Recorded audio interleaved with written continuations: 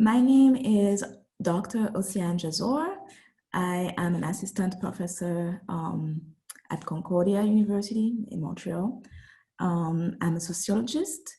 I was trained as a sociologist, anthropologist, and women's studies, women's and gender studies. So my specialties are racial relations and gender relations in South Africa and in the diaspora.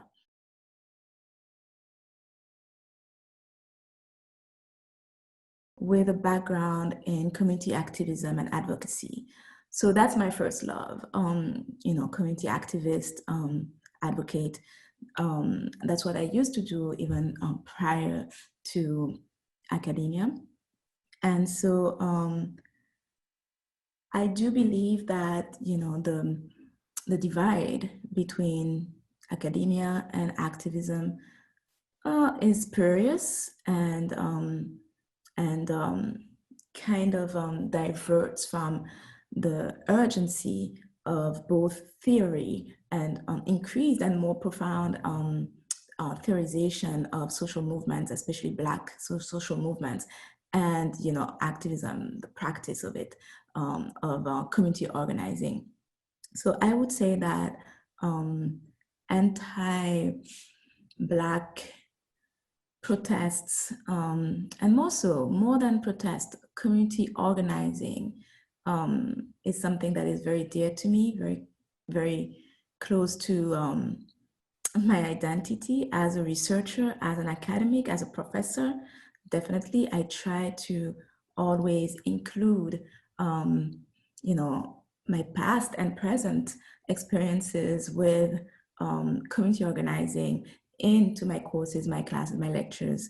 And I do believe that my students find it very enriching. And then at the same time, I get to do what I love most, which is, researching, teaching, obviously, and staying active in the community in which I live. So I want to kind of talk about the intersection of gender and, and racism in the case of anti-Black racism and anti-Black protest organizing and community organizing. Gender is something that obviously is one of my specialty, yes, but cannot be thought of as an add-on to the struggle, because it's very much central to it. And even though, when you read the literature on social movements, you always have, some sort of gender paragraph here and there, as an add-on, telling us about women's contribution to such and such movement or such and such cause, right? But what you don't have enough of, I believe, is analysis that makes gender an integral, like an intrinsic, aspect of social movements, and especially Black movements. And you can see it time and time again with the Black Power movement, for example, and today with Black Lives Matter, but not just in the US, in the Caribbean, also in South Africa, where my research is based. You see it with contemporary movements such as Fees Must Fall, movements that were started and thought and conceptualized by Black radical feminist queer women. So it's not just a contribution as to, they were leaders as well, or, they were important for community organizing. No. The whole idea was kind of created around a specific identity, right? That when you erase it, the whole mission, the whole essence of a movement can be lost. And that is important. That is important because it can create shifts, tensions, and ruptures within a movement that would otherwise be so important and so, strong.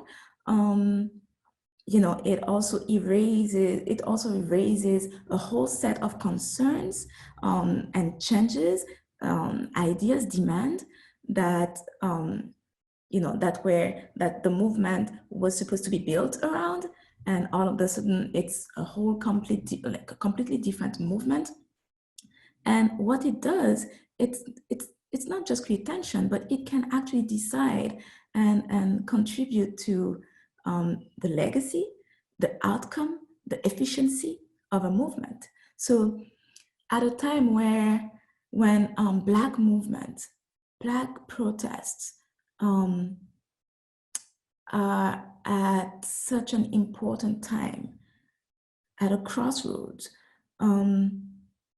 you don't want to erase the identity, the idea, the agenda of Black women and women of color in general within your movement. And as researcher, as social scientist, you want to fully acknowledge gender, not just as an addition to the study and analysis of social movement, but as a determinant of its outcome and a determinant of its success, its longevity, and its legacy.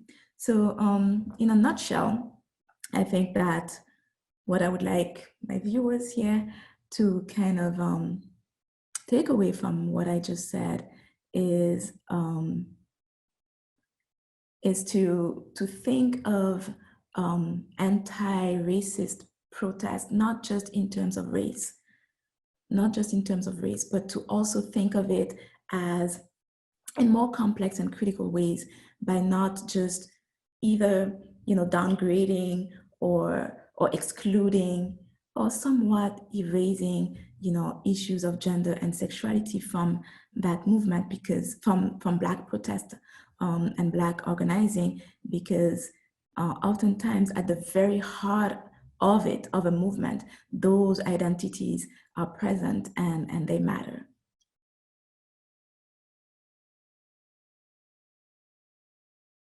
So I think it's twofold in academia. I'll just go beyond just, academics and scholars, professors, to also include students. I think that one simple way is to make yourself aware of what women of color have contributed to the literature. And it should not be simply the job of women of color or scholars of color, to do so. It should be mainstreamed. It should be the case that whenever you teach a subject, you want, your students, your audience, you want to expose your audience to not just, your typical white male academic and scholar and researcher. And it's not a matter of inclusion by, making writers of color a crucial part of your analysis. The analysis can be completely different, right? So to just make yourself aware, if you're not aware, traditionally in a lot of PhD programs, actually, we are not trained to know those scholars, right? So it sometimes takes an effort in our part to go and actually make yourself knowledgeable about this literature, and also about new scholars who are contributing to the field of study or your particular field of study in academia. So that, I would say, knowledge, just try and make yourself knowledgeable. There's lots of websites nowadays, sometimes academic groups where one kind of shares their work, also, shares resources, universities have centers sometimes for diversity where and inclusion, where you can also ask, for other faculty to share resources with you. So kind of take advantage of those resources. And also, I think one important way that we as scholars, professors can contribute to, anti-Black organizing, really, and advocacy is by caring for our Black students. Oftentimes we are not cognizant of the very subtle and less subtle barriers that Black students face, not just at the university level, but from primary school. The whole education system sometimes is not geared towards excellency for Black students, right? Towards support and care for our Black students. So to acknowledge that and go an extra step towards, supporting and mentoring Black students, I think is really, really important, because oftentimes professors are not aware of the hidden, racist, barriers and obstacles that that Black students face, not only in their community, in the communities in which they live, but also, when they step foot in school, or at the university. As students, and here I'm going to talk just about students of color, I would say be proactive about seeking mentorship. Don't just assume that no one is out there trying to help, right? Be proactive about seeking mentorship. Be proactive about networking with other students of color, with professors of color, even outside of your institution, with community activists, right? So that by building, by building some type of networking, group membership, you can find support, obviously, but also resources that sometimes are not just told to you and shared readily with you as students of color, right? Sometimes we do have to go out of our way to look for those important resources that we need to excel. And I think that to do it as a group and to seek mentorship, to ask questions, is one way that we can, in our everyday life, fight those type of systemic obstacle, to Black excellency.